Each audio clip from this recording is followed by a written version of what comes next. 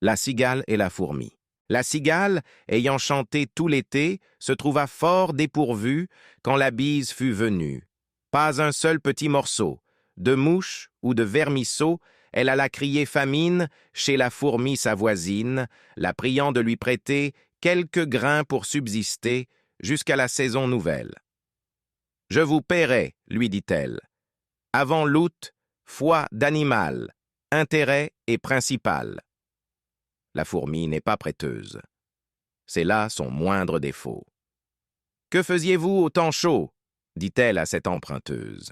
« Nuit et jour à tout venant je chantais, ne vous déplaise. » « Vous chantiez, j'en suis fort aise. Eh bien, dansez maintenant. » Le corbeau et le renard. Maître corbeau sur un arbre perché tenait en son bec un fromage. Maître renard, par l'odeur alléchée, lui tint à peu près ce langage. « Eh, bonjour, monsieur du corbeau, que vous êtes joli, que vous me semblez beau. Sans mentir, si votre ramage se rapporte à votre plumage, vous êtes le phénix des hôtes de ces bois. » À ces mots, le corbeau ne se sent pas de joie, et pour montrer sa belle voix, il ouvre un large bec, laisse tomber sa proie. Le renard s'en saisit et dit « Mon bon monsieur, apprenez que tout flatteur vit aux dépens de celui qui l'écoute. Cette leçon vaut bien un fromage, sans doute. » Le corbeau, honteux et confus, jura, mais un peu tard, qu'on ne l'y prendrait plus. La grenouille qui se veut faire aussi grosse que le bœuf. Une grenouille vit un bœuf qui lui sembla de belle taille. Elle, qui n'était pas grosse en tout comme un œuf, envieuse, s'étend et s'enfle et se travaille, pour égaler l'animal en grosseur, disant « Regardez bien, ma sœur, est-ce assez? Dites-moi, n'y suis-je point encore ?» Nenni. « M'y voici donc. Point du tout. M'y voilà? Vous n'en approchez point. » La chétive pécore s'enfla si bien qu'elle creva. Le monde est plein de gens qui ne sont pas plus sages. Tout bourgeois veut bâtir comme les grands seigneurs, tout prince a des ambassadeurs, tout marquis veut avoir des pages. Les deux mulets. Deux mulets cheminaient, l'un d'avoine chargé, l'autre portant l'argent de la gabelle. Celui-ci, glorieux d'une charge si belle, n'eût voulu pour beaucoup en être soulagé. Il marchait d'un pas relevé et faisait sonner sa sonnette. Quand, l'ennemi se présentant, comme il en voulait à l'argent, sur le mulet du fisc, une troupe se jette, le saisit au frein et l'arrête. Le mulet, en se défendant, se sent percé de coups. Il gémit, il soupire. « Est-ce donc là, dit-il, ce qu'on m'avait promis? Ce mulet qui me suit du danger se retire, et moi j'y tombe et je péris. » « Ami, lui dit son camarade, il n'est pas toujours bon d'avoir un haut emploi. Si tu n'avais servi qu'un meunier comme moi, tu ne serais pas si malade. » Le loup et le chien. Un loup n'avait que les os et la peau, tant les chiens faisaient bonne garde. Ce loup rencontre un dogue aussi puissant que beau, gras, poli, qui s'était fourvoyé par mégarde. L'attaquer, le mettre en quartier, sire loup l'eût fait volontiers. Mais il fallait livrer bataille, et le matin était de taille à se défendre hardiment. Le loup donc l'aborde humblement, entre en propos, et lui fait compliment sur son embonpoint qu'il admire. « Il ne tiendra qu'à vous, beau sire, d'être aussi gras que moi, » lui répartit le chien. « Quittez les bois, vous ferez bien, vos pareils y sont misérables, cancres, airs et pauvres diables, dont la condition est de mourir de faim, car quoi, rien d'assuré, point de franche lipée, tout à la pointe de l'épée. Suivez-moi, vous aurez un bien meilleur destin. » Le loup reprit. « Que me faudra-t-il faire? »« Presque rien, dit le chien. Donner la chasse aux gens, portant bâtons et mendiants. Flatter ceux du logis, à son maître complaire, moyennant quoi votre salaire sera force relief de toutes les façons. Os de poulet, os de pigeon, sans parler de maintes caresses. Le loup déjà se forge une félicité qui le fait pleurer de tendresse. Chemin faisant, il vit le cou du chien pelé. « Qu'est-ce là ?» lui dit-il. « Rien. »« Quoi, rien ? Peu de choses. Mais encore ? Le collier dont je suis attaché de ce que vous voyez est peut-être la cause. Attaché, dit le loup. Vous ne courez donc pas où vous voulez? Pas toujours, mais qu'importe. Il importe si bien que de tous vos repas je ne veux en aucune sorte, et ne voudrais pas même à ce prix un trésor. Cela dit, Maître Loup s'enfuit et court encore. La génisse, la chèvre et la brebis en société avec le lion. La génisse, la chèvre et leur sœur la brebis, avec un fier lion, seigneur du voisinage, firent société, dit-on, au temps jadis, et mirent en commun le gain et le dommage. Dans les lacs de la chèvre, un cerf se trouva pris. Vers ses associés, aussitôt elle envoie. Eux venus, le lion par ses ongles compta et dit « Nous sommes 4 à partager la proie. » Puis, en autant de parts, le cerf il dépeça. Prit pour lui la première en qualité de sire. « Elle doit être à moi, dit-il, et la raison, c'est que je m'appelle Lion. À cela, l'on n'a rien à dire. La seconde, par droit, me doit échoir encore. Ce droit, vous le savez, c'est le droit du plus fort. Comme le plus vaillant, je prétends la troisième. Si quelqu'une de vous touche à la quatrième, je l'étranglerai tout d'abord. » Et la besace. Jupiter dit un jour « Que tout ce qui respire s'en vienne comparaître aux pieds de ma grandeur. Si dans son composé quelqu'un trouve à redire, il peut le déclarer sans peur. Je mettrai remède à la chose. Venez, singes, parlez le premier, et pour cause. Voyez ces animaux, faites comparaison de leur beauté avec les vôtres. Êtes-vous satisfait? Moi, dit-il, pourquoi non? N'ai-je pas 4 pieds aussi bien que les autres? Mon portrait jusqu'ici ne m'a rien reproché. Mais pour mon frère l'ours, on ne l'a qu'ébauché. Jamais, s'il me veut croire, il ne se fera peindre. L'ours venant là-dessus, on crut qu'il s'allait plaindre. Tant s'en faut. De sa forme, il se loua très fort. Glosa sur l'éléphant, dit qu'on pourrait encore ajouter à sa queue, ôter à ses oreilles, que c'était une masse informe et sans beauté. L'éléphant étant écouté, tout sage qu'il était, dit des choses pareilles. Il jugea qu'à son appétit, Dame Baleine était trop grosse. Dame Fourmi trouva le ciron trop petit, se croyant, pour elle, un colosse. Jupin les renvoya, s'étant censurés tous, du reste content d'eux. Mais parmi les plus fous, notre espèce excella, car tout ce que nous sommes, lynx envers nos pareils et taupe envers nous, nous pardonnons tout et rien aux autres hommes. On se voit d'un autre œil qu'on ne voit son prochain. Le fabricateur souverain nous créa besaciers tous de même manière, tant ceux du temps passé que du temps d'aujourd'hui. Il fit pour nos défauts la poche de derrière et celle de devant pour les défauts d'autrui. L'hirondelle et les petits oiseaux. Une hirondelle en ses voyages avait beaucoup appris. Quiconque a beaucoup vu peut avoir beaucoup retenu. Celle-ci prévoyait jusqu'aux moindres orages, et devant qu'ils ne fussent éclos, les annonçait aux matelots. Il arriva qu'au temps que le chanvre se sème, elle vit un manant en couvrir maint sillon. « Ceci ne me plaît pas, dit-elle aux oisillons. Je vous plains, car pour moi, dans ce péril extrême, je saurais m'éloigner ou vivre en quelque coin. Voyez-vous cette main qui par les airs chemine? Un jour viendra, qui n'est pas loin, que ce qu'elle répand sera votre ruine. De là naîtront engins à vous envelopper et lacets pour vous attraper. Enfin, mainte et mainte machine qui causera dans la saison votre mort ou votre prison. Gare la cage ou le chaudron. C'est pourquoi, leur dit l'hirondelle, mangez ce grain et croyez-moi. Les oiseaux se moquèrent d'elle, ils trouvaient au champ trop de quoi. Quand la chènevière fut verte, l'hirondelle leur dit « Arrachez brin à brin ce qu'a produit ce mauvais grain, ou soyez sûrs de votre perte. Prophète de malheur, babillarde, dit-on, le bel emploi que tu nous donnes. Il nous faudrait 1000 personnes pour éplucher tout ce canton. » La chanvre étant tout à fait crue, l'hirondelle ajouta « Ceci ne va pas bien. Mauvaise graine est tôt venue. Mais puisque jusqu'ici l'on ne m'a cru en rien, dès que vous verrez que la terre sera couverte et qu'à leur blé, les gens n'étant plus occupés, feront aux oisillons la guerre. Quand Reglingette et Réseau attraperont petits oiseaux, ne volez plus de place en place, demeurer au logis ou changer de climat, imiter le canard, la grue ou la bécasse. Mais vous n'êtes pas en état de passer comme nous les déserts et les ondes, ni d'aller chercher d'autres mondes. C'est pourquoi vous n'avez qu'un parti qui soit sûr, c'est de vous enfermer au trou de quelques murs. Les oisillons, las de l'entendre, se mirent à jaser aussi confusément que faisaient les Troyens quand la pauvre Cassandre ouvrait la bouche seulement. Il en prit aux uns comme aux autres. Maint oisillon se vit esclave retenu.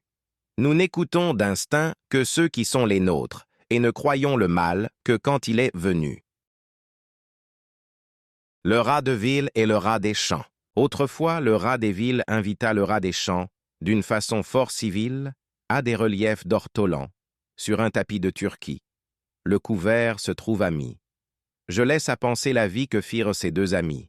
Le régal fut fort honnête, rien ne manquait au festin, mais quelqu'un troubla la fête pendant qu'ils étaient en train, à la porte de la salle. Ils entendirent du bruit, le rat de ville détale, son camarade le suit. Le bruit cesse, on se retire. Rat en campagne aussitôt, et le citadin de dire « Achevons tout notre rot ». « C'est assez, dit le rustique, demain vous viendrez chez moi. Ce n'est pas que je me pique de tous vos festins de roi, mais rien ne vient m'interrompre, je mange tout à loisir. Adieu donc, fis du plaisir que la crainte peut corrompre. » Le loup et l'agneau. La raison du plus fort est toujours la meilleure. Nous l'allons montrer tout à l'heure. Un agneau se désaltérait dans le courant d'une onde pure. Un loup survient à jeun qui cherchait aventure et que la faim en ces lieux attirait. « Qui te rend si hardi de troubler mon breuvage ?» dit cet animal plein de rage. « Tu seras châtié de ta témérité. »« Sire, répond l'agneau, que votre majesté ne se mette pas en colère, mais plutôt qu'elle considère que je me vas désaltérant dans le courant plus de 20 pas au-dessous d'elle et que par conséquent, en aucune façon, je ne puis troubler sa boisson. » « Tu la troubles, reprit cette bête cruelle, et je sais que de moi tu médis l'an passé. »« Comment l'aurais-je fait si je n'étais pas né ?» reprit l'agneau. « Je tette encore ma mère, si ce n'est toi, c'est donc ton frère. »« Je n'en ai point. C'est donc l'un des tiens, car vous ne m'épargnez guère, vous, vos bergers et vos chiens. On me l'a dit, il faut que je me venge. » Là-dessus, au fond des forêts, le loup l'emporte et puis le mange, sans autre forme de procès. L'homme et son image. Un homme qui s'aimait sans avoir de rivaux passait dans son esprit pour le plus beau du monde. Il accusait toujours les miroirs d'être faux, vivant plus que content dans une erreur profonde. Afin de le guérir, le sort officieux présentait partout à ses yeux les conseillers muets dont se servent nos dames, miroirs dans les logis, miroirs chez les marchands, miroirs aux poches des galants, miroirs aux ceintures des femmes. Que fait notre Narcisse? Il se va confiner aux lieux les plus cachés qu'il peut s'imaginer, n'osant plus des miroirs éprouver l'aventure. Mais un canal, formé par une source pure, se trouve en ces lieux écartés. Il s'y voit, il se fâche, et ses yeux irrités pensent apercevoir une chimère vaine. Il fait tout ce qu'il peut pour éviter cette eau, mais quoi? Le canal est si beau qu'il ne le quitte qu'avec peine. On voit bien où je veux venir. Je parle à tous, et cette erreur extrême est un mal que chacun se plaît d'entretenir. Notre âme, c'est cet homme amoureux de lui-même. Tant de miroirs, ce sont les sottises d'autrui, miroirs de nos défauts les peintres légitimes. Et quant au canal, c'est celui que chacun sait, le livre des maximes. Le dragon a plusieurs têtes, et le dragon a plusieurs queues. Un envoyé du grand seigneur préférait, dit l'histoire, un jour chez l'empereur, les forces de son maître à celles de l'Empire. Un Allemand se mit à dire « Notre prince a des dépendants qui, de leur chef, sont si puissants que chacun d'eux pourrait soudoyer une armée. » Le Chiaou, homme de sens, lui dit « Je sais par renommée ce que chaque électeur peut de monde fournir, et cela me fait souvenir d'une aventure étrange, et qui pourtant est vraie. J'étais en un lieu sûr lorsque je vis passer les 100 têtes d'une hydre au travers d'une haie. Mon sang commence à se glacer, et je crois qu'à moins on s'effraie. Je n'en eus toutefois que la peur sans le mal. Jamais le corps de l'animal ne put venir vers moi, ni trouver d'ouverture. Je rêvais à cette aventure, quand un autre dragon, qui n'avait qu'un seul chef et bien plus qu'une queue, à passer se présente. Me voilà saisi de rechef, d'étonnement et d'épouvante. Ce chef passe, et le corps, et chaque queue aussi. Rien ne les empêcha. L'un fit chemin à l'autre. Je soutiens qu'il en est ainsi de votre empereur et du nôtre. Les voleurs et l'âne. Pour un âne enlevé, 2 voleurs se battaient. L'un voulait le garder, l'autre le voulait vendre. Tandis que coups de poing trottaient et que nos champions songeaient à se défendre, arrive un 3e larron qui saisit maître Aliboron. L'âne, c'est quelquefois une pauvre province. Les voleurs sont tel ou tel prince, comme le Transylvain, le Turc et le Hongrois. Au lieu de 2, j'en ai rencontré 3. Il est assez de cette marchandise. De nul d'eux n'est souvent la province conquise. Un quart voleur survient, qui les accorde net en se saisissant du baudet. Simonide préservé par les dieux. On ne peut trop louer 3 sortes de personnes, les dieux, sa maîtresse et son roi. Malherbe le disait, j'y souscris quant à moi. Ce sont maximes toujours bonnes. La louange chatouille et gagne les esprits. Voyons comme les dieux l'ont quelquefois payé. Simonide avait entrepris l'éloge d'un athlète, et la chose essayée, il trouva son sujet plein de récits tout nus. Les parents de l'athlète étaient gens inconnus, son père un bon bourgeois, lui sans autre mérite, matière infertile et petite. Le poète, d'abord, parla de son héros. Après en avoir dit ce qu'il en pouvait dire, il se jette à côté, se met sur le propos de Castor et Pollux. Ne manque pas d'écrire que leur exemple était aux lutteurs glorieux, élève leur combat, spécifiant les lieux où ses frères s'étaient signalés davantage. Enfin, l'éloge de ces dieux faisait les 2 tiers de l'ouvrage. L'athlète avait promis d'en payer un talent, mais quand il le vit, le galant n'en donna que le tiers, et dit fort franchement que Castor et Pollux acquittassent le reste. Faites-vous contenter par ce couple céleste. Je veux vous traiter cependant. Venez souper chez moi. Nous ferons bonne vie. Les conviés sont gens choisis, mes parents, mes meilleurs amis. Soyez donc de la compagnie. Simonide promit. Peut-être qu'il eut peur de perdre, outre son dû, le gré de sa louange. Il vient. L'on festine, l'on mange. Chacun étant en belle humeur, un domestique accourt, l'avertit qu'à la porte, 2 hommes demandaient à le voir promptement. Il sort de table, et la cohorte n'en perd pas un seul coup de dent. Ces 2 hommes étaient les Gémeaux de l'éloge. Tous 2 lui rendent grâce, et pour prix de ses vers, ils l'avertissent qu'il déloge, et que cette maison va tomber à l'envers. La prédiction en fut vraie. Un pilier manque, et le plafond, ne trouvant plus rien qu'il était, tombe sur le festin, brise plat et flacon, n'en fait pas moins aux échansons. Ce ne fut pas le pis, car pour rendre complète la vengeance due au poète, une poutre cassa les jambes à l'athlète et renvoya les convives pour la plupart estropiés. La renommée eut soin de publier l'affaire. Chacun cria miracle. On doubla le salaire que méritèrent les vers d'un homme aimé des dieux. Il n'était fils de bonne mère qui, les payant à qui mieux, pour ses ancêtres n'en fit faire. Je reviens à mon texte et dis premièrement qu'on ne saurait manquer de louer largement les dieux et leurs pareils, de plus que Melpomène souvent, sans déroger, trafique de sa peine. Enfin qu'on doit tenir notre art en quelque prix. Les grands se font honneur dès lors qu'ils nous font grâce. Jadis, l'Olympe et le Parnasse étaient frères et bons amis. La mort et le malheureux. Un malheureux appelait tous les jours la mort à son secours. « Ô mort, lui disait-il, que tu me sembles belle, viens vite, viens finir ma fortune cruelle. » La mort crut, en venant, l'obliger en effet. Elle frappe à sa porte. Elle entre, elle se montre. « Que vois-je » cria-t-il. « Ôtez-moi cet objet, qu'il est hideux, que sa rencontre me cause d'horreur et d'effroi. N'approche pas, ô mort, retire-toi. » Mécénas fut un galant homme. Il a dit quelque part « Qu'on me rende impotent, cul de jatte, goutteux, manchot, pourvu qu'en somme je vive, c'est assez, je suis plus que content. Ne viens jamais, ô mort, on t'en dit tout autant. » La mort et le bûcheron.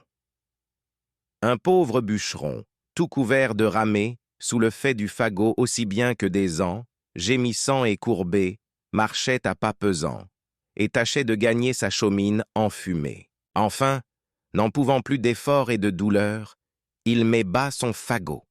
Il songe à son malheur. Quel plaisir a-t-il eu depuis qu'il est au monde?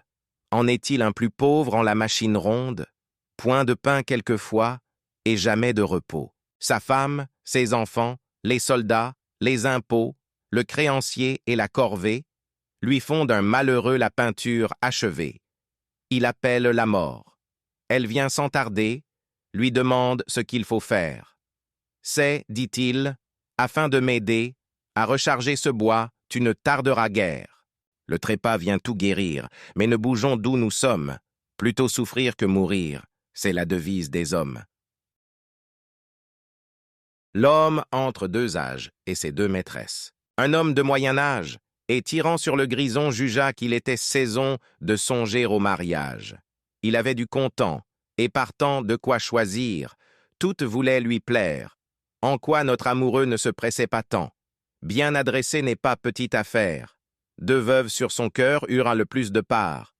L'une encore verte, et l'autre un peu bien mûre, mais qui réparait par son art ce qu'avait détruit la nature. Ces deux veuves, en badinant, en riant, en lui faisant fête, l'alain quelquefois testonnant, c'est-à-dire ajustant sa tête.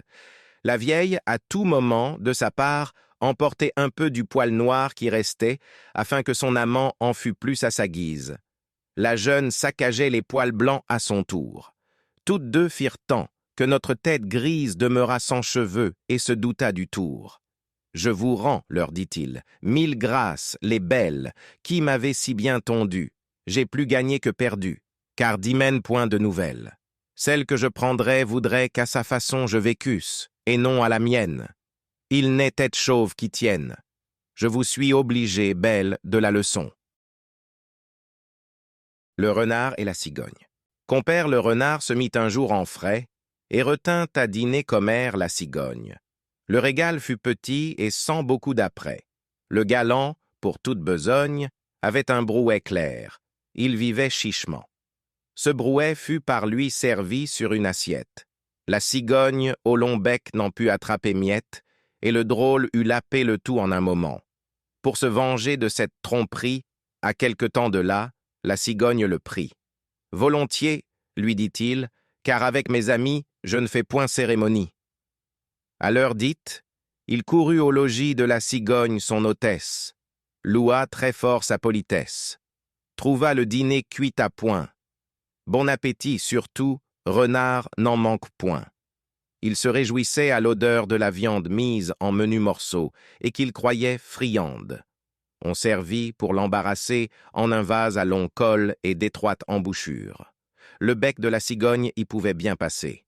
Mais le museau du cire était d'autre mesure. Il lui fallut à jeun retourner au logis, honteux comme un renard qu'une poule aurait pris, serrant la queue et portant bas l'oreille. Trompeur, c'est pour vous que j'écris. Attendez-vous à l'appareil. L'enfant et le maître d'école. Dans ce récit, je prétends faire voir d'un certain sot la remontrance vaine. Un jeune enfant dans l'eau se laissa choir en badinant sur les bords de la Seine. Le ciel permit qu'un saule se trouva, dont le branchage, après Dieu, le sauva. S'étant pris, dis-je, aux branches de ce saule, par cet endroit passe un maître d'école, l'enfant lui crie « Au secours, je péris !» Le magister, se tournant à ses cris, d'un ton fort grave à contretemps s'avise de le tancer. « Ah! Le petit babouin? Voyez, dit-il, où l'a mis sa sottise? Et puis, prenez de tels fripons le soin, que les parents sont malheureux qu'il faille toujours veiller à semblables canailles, qu'ils ont de maux, et que je plains leur sort. Ayant tout dit, il mit l'enfant à bord. Je blâme ici plus de gens qu'on ne pense. Tout babillard, tout censeur, tout pédant, se peut connaître au discours que j'avance. Chacun des trois fait un peuple fort grand, le Créateur en a béni l'engeance. En toute affaire, ils ne font que songer aux moyens d'exercer leur langue. Hé, mon ami, tire-moi du danger, tu feras après ta harangue. Le coq et la perle. Un jour, un coq détourna une perle qu'il donna au beau premier lapidaire. « Je la crois fine, dit-il, mais le moindre grain de mil serait bien mieux mon affaire. » Un ignorant hérita d'un manuscrit qu'il porta chez son voisin le libraire. « Je crois, dit-il, qu'il est bon, mais le moindre ducaton serait bien mieux mon affaire. » Les frelons et les mouches à miel. À l'œuvre, on connaît l'artisan. Quelques rayons de miel 100 mètres se trouvèrent, des frelons les réclamèrent, des abeilles s'opposant, devant certaines guêpes on traduisit la cause. Il était malaisé de décider la chose. Les témoins déposaient qu'autour de ces rayons, des animaux ailés, bourdonnants, un peu longs, de couleur fort tannée, et tels que les abeilles, avaient longtemps paru. Mais quoi? Dans les frelons, ces enseignes étaient pareilles. La guêpe, ne sachant que dire à ces raisons, fit enquête nouvelle, et pour plus de lumière, entendit une fourmilière. Le point n'en put être éclairci. « De grâce, à quoi bon tout ceci ?» dit une abeille fort prudente. « Depuis tantôt 6 mois que la cause est pendante, nous voici comme au premier jour. Pendant cela, le miel se gâte. Il est temps désormais que le juge se hâte. N'a-t-il point assez léché l'ours? Cent ans de contredits et d'interlocutoires, et de fatras et de grimoires, travaillons les frelons et nous.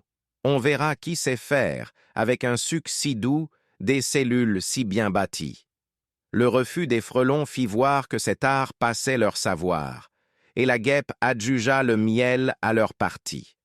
Plût à Dieu qu'on réglât ainsi tous les procès.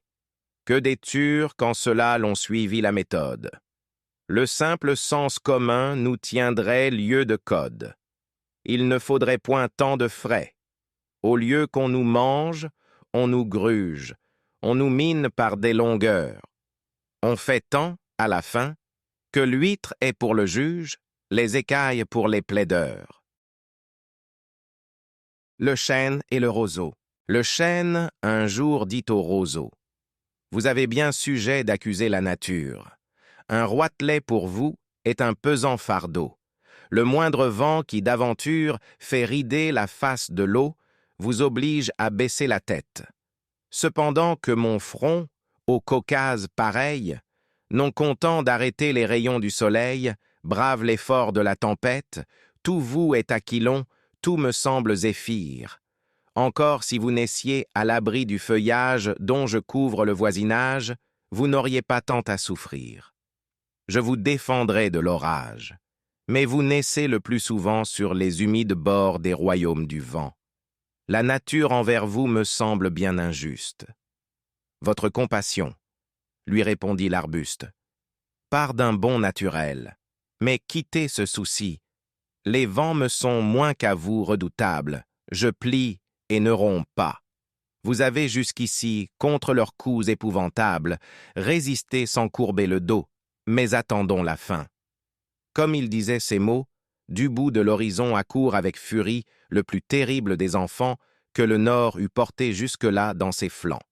L'arbre tient bon, le roseau plie, le vent redouble ses efforts et fait si bien qu'il déracine.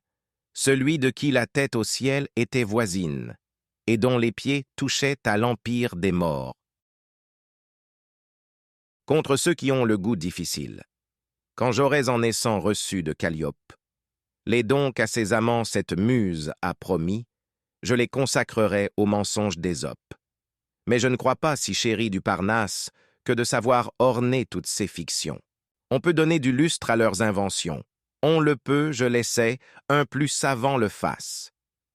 Cependant, jusqu'ici d'un langage nouveau, j'ai fait parler le loup et répondre l'agneau. J'ai passé plus avant, Les arbres et les plantes sont devenus chez moi créatures parlantes. Qui ne prendrait ceci pour un enchantement?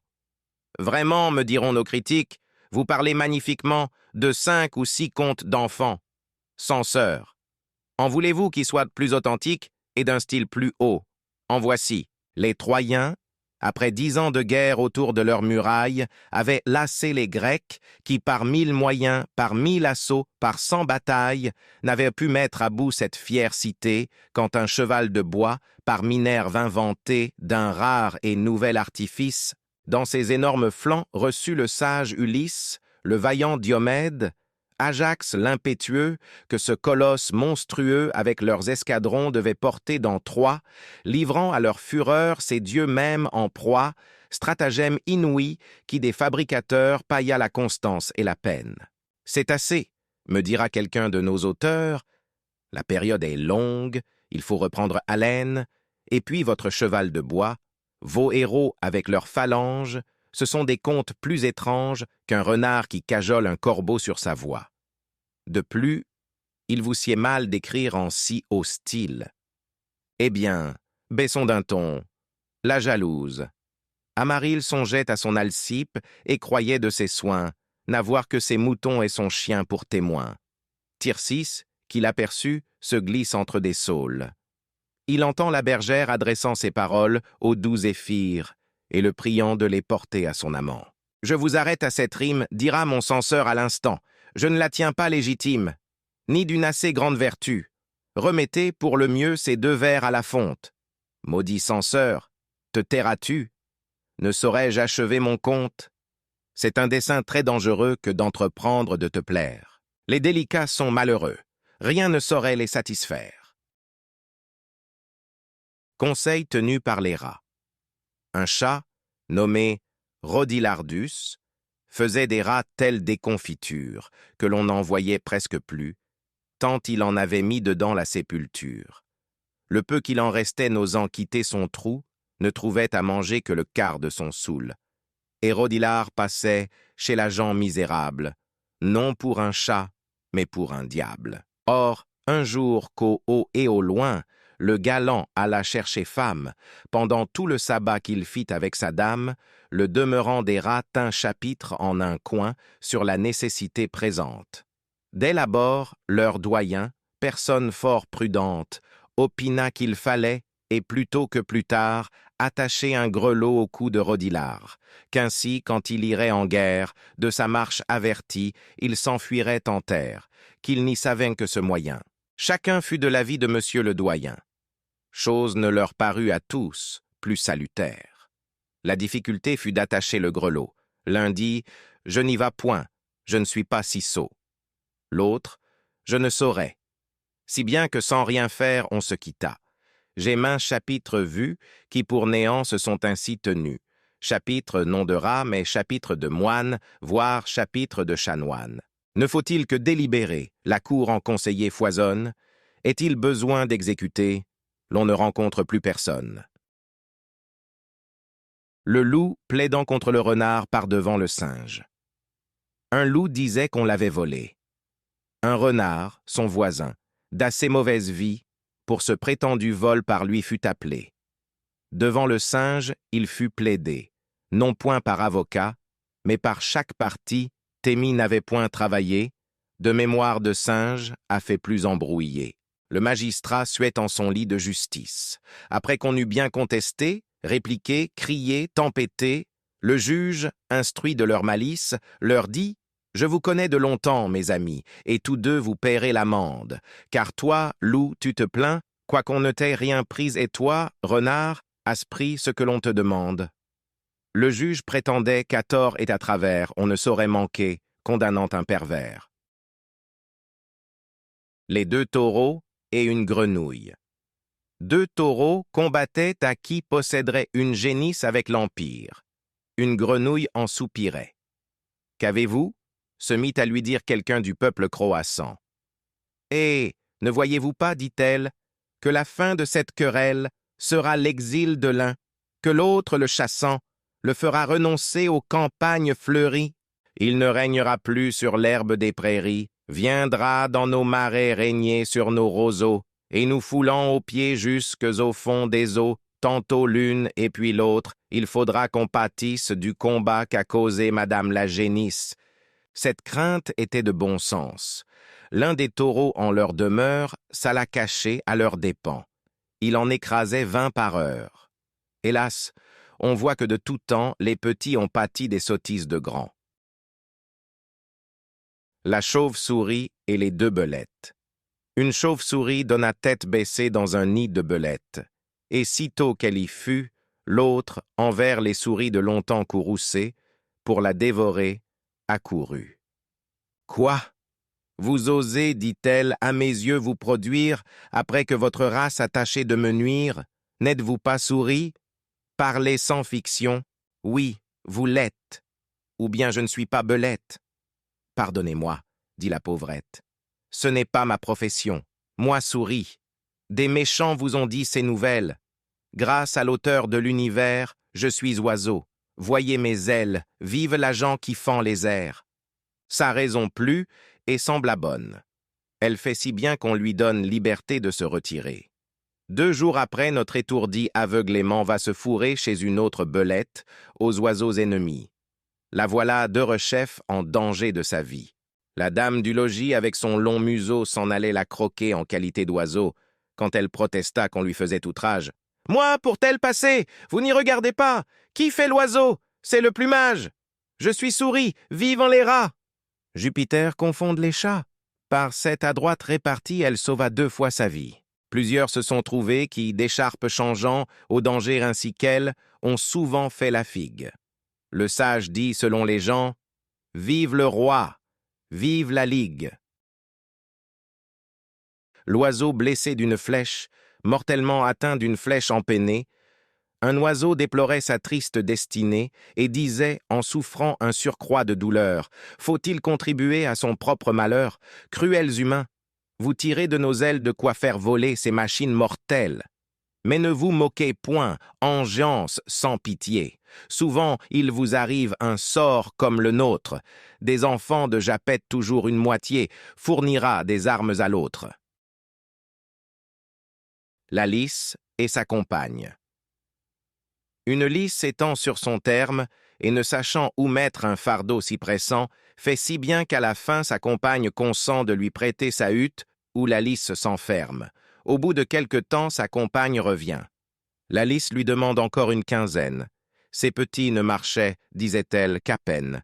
Pour faire court, elle l'obtient. Ce second terme échu, l'autre lui redemande. Sa maison, sa chambre, son lit. La lys, cette fois, montre les dents et dit « Je suis prête à sortir avec toute ma bande, si vous pouvez nous mettre hors. » Ses enfants étaient déjà forts. Ce qu'on donne aux méchants, toujours on le regrette. Pour tirer d'eux ce qu'on leur prête, il faut que l'on en vienne au coup, il faut plaider, il faut combattre. Laissez-leur un pied chez vous, ils en auront bientôt pris 4. L'aigle et l'escarbot.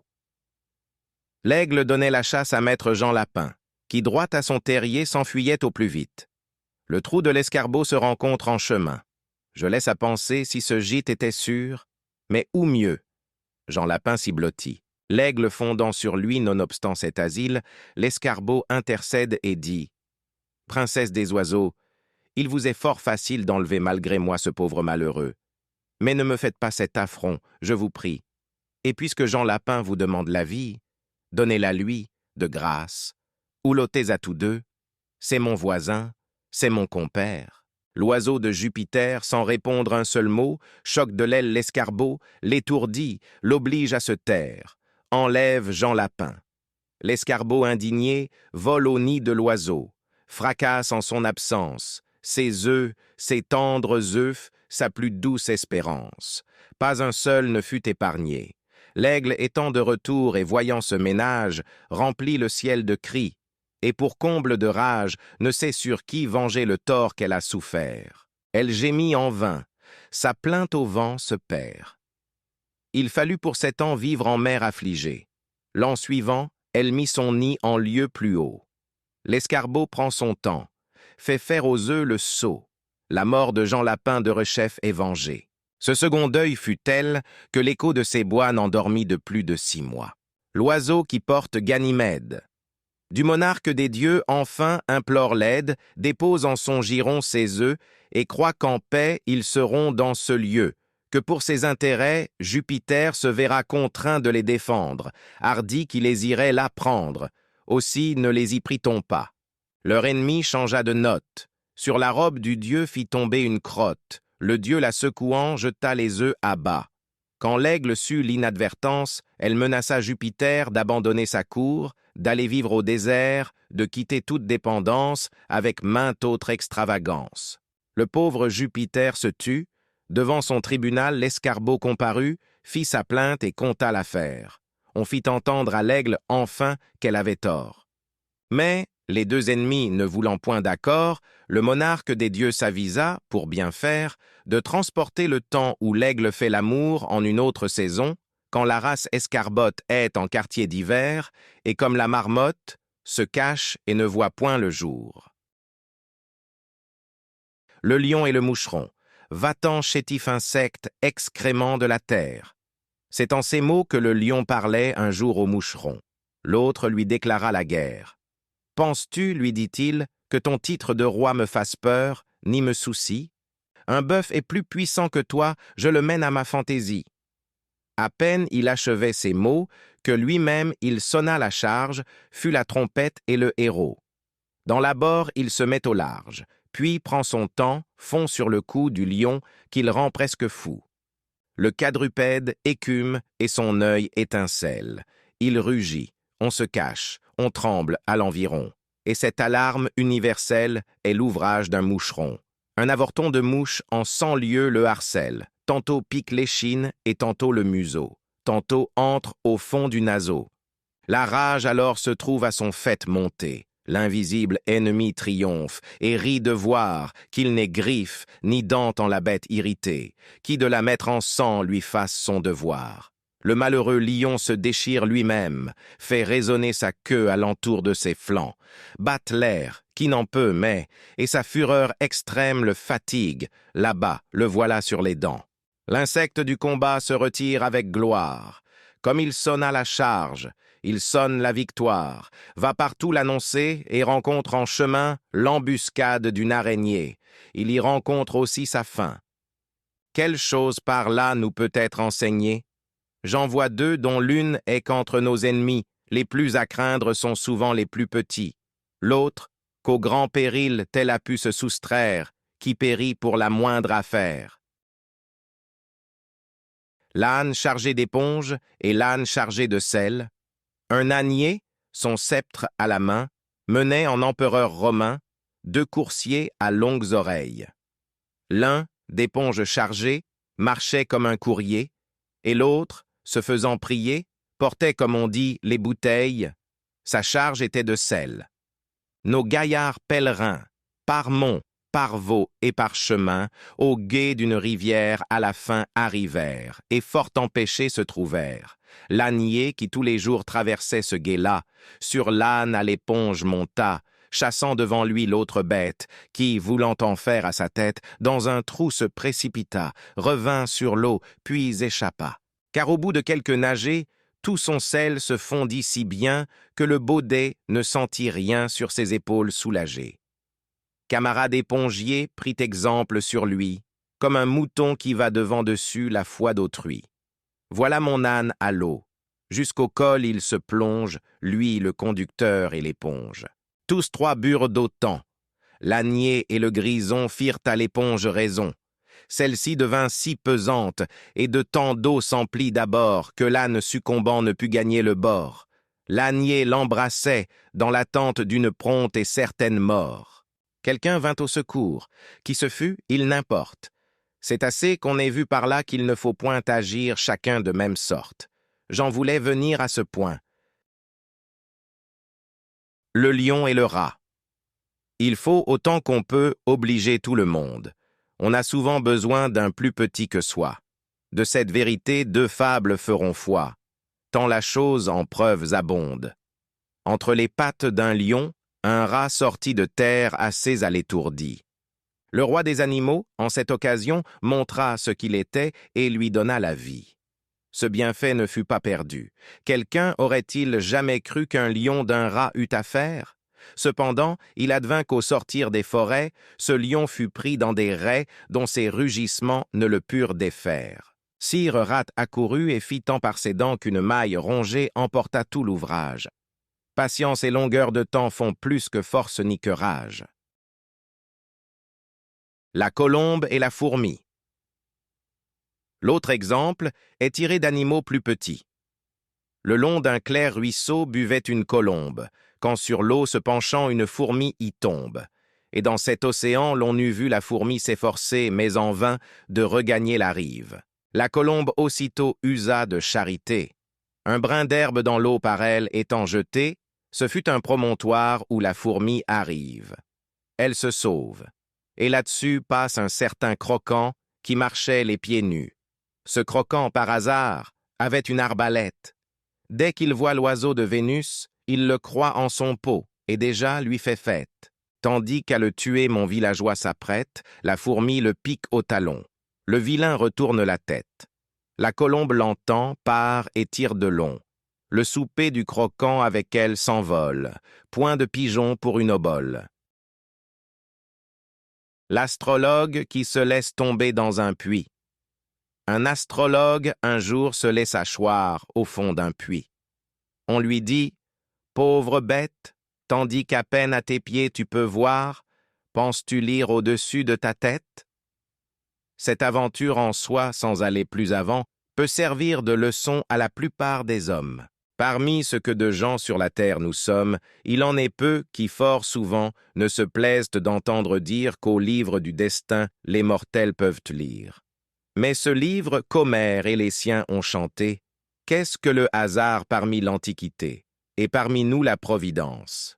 Hors du hasard, il n'est point de science. S'il en était, on aurait tort de l'appeler hasard, ni fortune, ni sort, toute chose très incertaine. Quant aux volontés souveraines de celui qui fait tout, et rien qu'avec dessein, qui les sait que lui seul? Comment lire en son sein? Aurait-il imprimé sur le front des étoiles ce que la nuit des temps enferme dans ses voiles? À quelle utilité? Pour exercer l'esprit de ceux qui de la sphère et du globe ont écrit? Pour nous faire éviter des maux inévitables? Nous rendre dans les biens de plaisirs incapables? Et, causant du dégoût pour ces biens prévenus, les convertir en maux devant qu'ils soient venus? C'est erreur, ou plutôt, c'est crime de le croire. Le firmament se meut, les astres font leur cours, le soleil nous fuit tous les jours sa clarté succède à l'ombre noire, sans que nous en puissions autre chose inférer que la nécessité de luire et d'éclairer, d'amener les saisons, de mûrir les semences, de verser sur les corps certaines influences. Du reste, en quoi répond au sort toujours divers, ce train toujours égal dont marche l'univers? Charlatans, faiseurs d'horoscopes, quittez les cours des princes de l'Europe, emmenez avec vous les souffleurs tout d'un temps. Vous ne méritez pas plus de foi que ces gens. Je m'emporte un peu trop. Revenons à l'histoire de ce spéculateur qui fut contraint de boire. Outre la vanité de son art mensonger, c'est l'image de ceux qui bâillent aux chimères, cependant qu'ils sont en danger, soit pour eux, soit pour leurs affaires. Le lièvre et les grenouilles. Un lièvre en son gîte songeait, car que faire en un gîte, à moins que l'on ne songe? Dans un profond ennui, ce lièvre se plongeait. Cet animal est triste, et la crainte le ronge. Les gens de naturel peureux sont, disait-il, bien malheureux. Ils ne sauraient net à manger morceaux qui leur profitent, jamais un plaisir pur, toujours assaut divers. Voilà comme je vis. Cette crainte maudite m'empêche de dormir, sinon les yeux ouverts. Corrigez-vous, dira quelque sage cervelle. Et la peur se corrige-t-elle? Je crois même qu'en bonne foi les hommes ont peur comme moi. Ainsi raisonnait notre lièvre, et cependant faisait le guet. Il était douteux, inquiet, un souffle, une ombre, un rien, tout lui donnait la fièvre.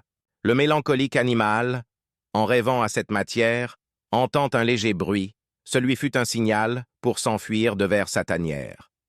Il s'en alla passer sur le bord d'un étang. Grenouilles aussitôt de sauter dans les ondes, grenouilles de rentrer en leur grotte profonde. « Oh, dit-il, j'en fais faire autant qu'on m'en fait faire. Ma présence effraie aussi les gens, je mets l'alarme au camp. Et d'où me vient cette vaillance? Comment? Des animaux qui tremblent devant moi.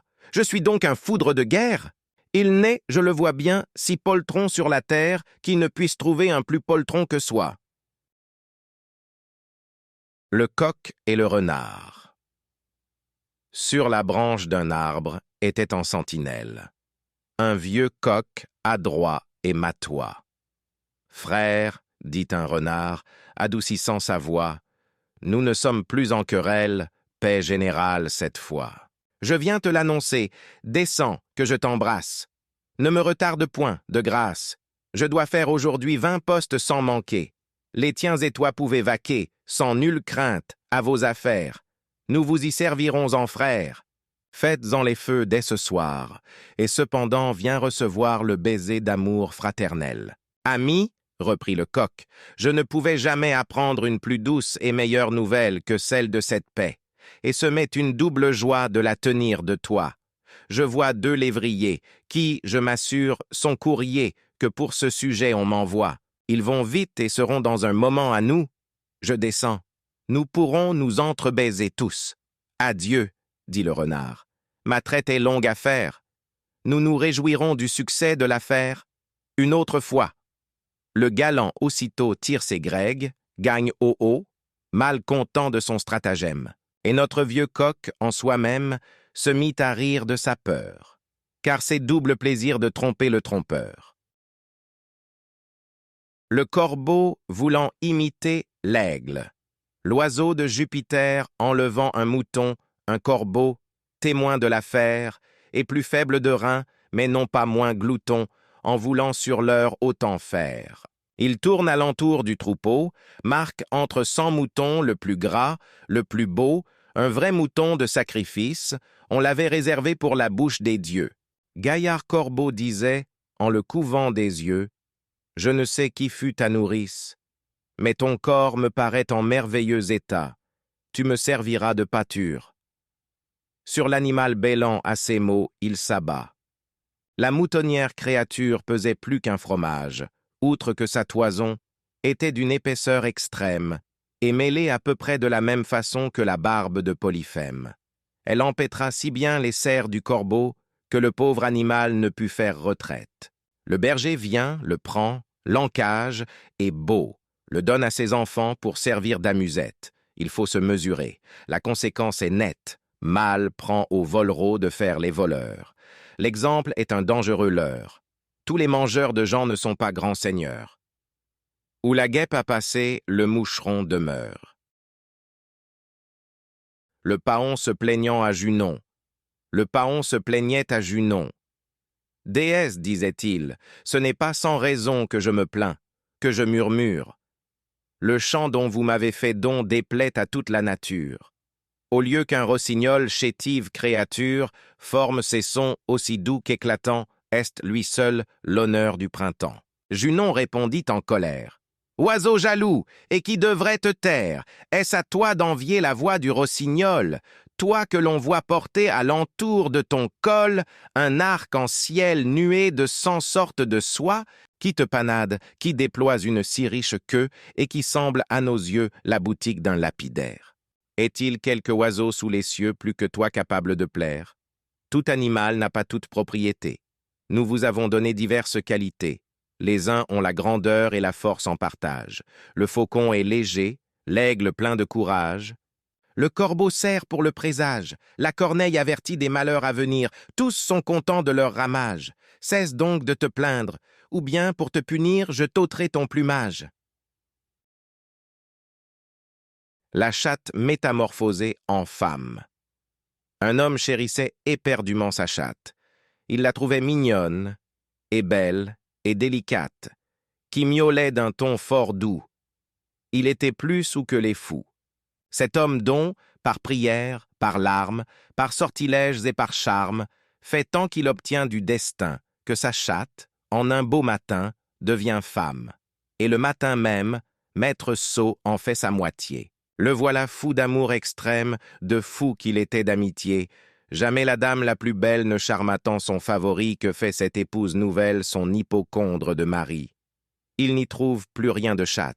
Un soir, quelques souris qui rongeaient de la natte troublèrent le repos des nouveaux mariés. Aussitôt la femme est sur pied. Elle manqua son aventure. Souris de revenir, femme d'être en posture. Pour cette fois, elle accourut à point. Ce lui fut toujours une amorce, tant le naturel a de force.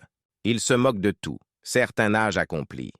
Le vase est imbibé, l'étoffe a pris son pli. En vain de son train ordinaire, on le veut désaccoutumer. Quelque chose qu'on puisse faire, on ne saurait le réformer. Coups de fourche ni d'étrivière ne lui font changer de manière, et fussiez-vous embâtonné, jamais vous n'en serez les maîtres. Qu'on lui ferme la porte au nez, il reviendra par les fenêtres.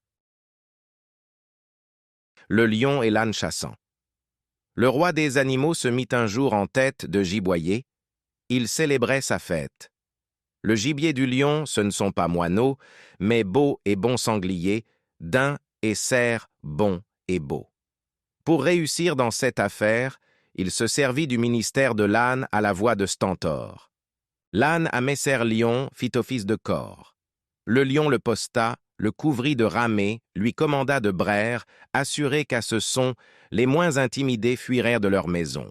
Leur troupe n'était pas encore accoutumée à la tempête de sa voix. L'air en retentissait d'un bruit épouvantable. La frayeur saisissait les hôtes de ces bois. Tous fuyaient, tous tombaient au piège inévitable où les attendait le lion. « N'ai-je pas bien servi dans cette occasion » dit l'âne en se donnant tout l'honneur de la chasse. « Oui, reprit le lion, c'est bravement crié. Si je ne connaissais ta personne et ta race, j'en serais moi-même effrayé. » L'âne, s'il eût osé, se fut mis en colère, encore qu'on le raillât avec juste raison. Car qui pourrait souffrir un âne fanfaron? Ce n'est pas là leur caractère. Testament expliqué par Ésope. Si ce qu'on dit d'Ésope est vrai, c'était l'oracle de la Grèce. Lui seul avait plus de sagesse que tout l'aréopage. En voici pour essai une histoire des plus gentilles et qui pourra plaire au lecteur. Un certain homme avait 3 filles, toutes 3 de contraire humeur, une buveuse, une coquette, la 3e, avare parfaite. Cet homme, par son testament, selon les lois municipales, leur laissa tout son bien par portions égales, et donnant à leur mère tant, payable quand chacune d'elles ne posséderait plus sa contingente part. Le père mort, les 3 femelles courent au testament, sans attendre plus tard. On le lit, on tâche d'entendre la volonté du testateur, mais en vain. Car comment comprendre qu'aussitôt que chacune sœur ne possédera plus sa part héréditaire, il lui faudra payer sa mère? Ce n'est pas un fort bon moyen pour payer que d'être sans bien. Que voulait donc dire le père? L'affaire est consultée, et tous les avocats, après avoir tourné le cas en 100 et 100 000 manières, y jettent leur bonnet, se confessent vaincus et conseillent aux héritières de partager le bien sans songer au surplus. Quant à la somme de la veuve, voici, leur dirent-ils, ce que le conseil treuve. Il faut que chaque sœur se charge par traité du tiers, payable à volonté, si mieux n'aime la mère en créer une rente dès le décès du mort courante. La chose ainsi réglée, on composa 3 lots. En l'un, les maisons de bouteilles, les buffets dressés sous la treille, la vaisselle d'argent, les cuvettes, les brocs, les magasins de malvoisie, les esclaves de bouche, et pour dire en 2 mots, l'attirail de la goinfrerie. Dans un autre, celui de la coquetterie, la maison de la ville et les meubles exquis, les eunuques et les coiffeuses et les brodeuses, les joyaux, les robes de prix, dans le 3e lot, les fermes, le ménage, les troupeaux et le pâturage, valets et bêtes de labeur. Ces lots faits, on jugea que le sort pourrait faire que peut-être pas une sœur n'aurait ce qui lui pourrait plaire. Ainsi chacune prit son inclination, le tout à l'estimation. Ce fut dans la ville d'Athènes que cette rencontre arriva. Petits et grands, tout approuva, le partage et le choix. Ésope seul trouva qu'après bien du temps et des peines, les gens avaient pris justement le contre-pied du testament. Si le défunt vivait, disait-il, Que l'Attique aurait de reproches de lui? Comment ce peuple qui se pique d'être le plus subtil des peuples d'aujourd'hui a si mal entendu la volonté suprême d'un testateur? Ayant ainsi parlé, il fait le partage lui-même et donne à chaque sœur un lot contre son gré. Rien qui pût être convenable, partant rien aux sœurs d'agréable, à la coquette, l'attirail qui suit les personnes buveuses, la biberonne eut le bétail, la ménagère eut les coiffeuses. Tel fut l'avis du Phrygien, alléguant qu'il n'était moyen plus sûr pour obliger les filles à se défaire de leurs biens, qu'elles se marieraient dans les bonnes familles, quand on leur verrait de l'argent, paieraient à leur mère tout content, ne posséderaient plus les effets de leur père, ce que disait le testament. Le peuple s'étonna comme il se pouvait faire qu'un homme seul eût plus de sens qu'une multitude de gens.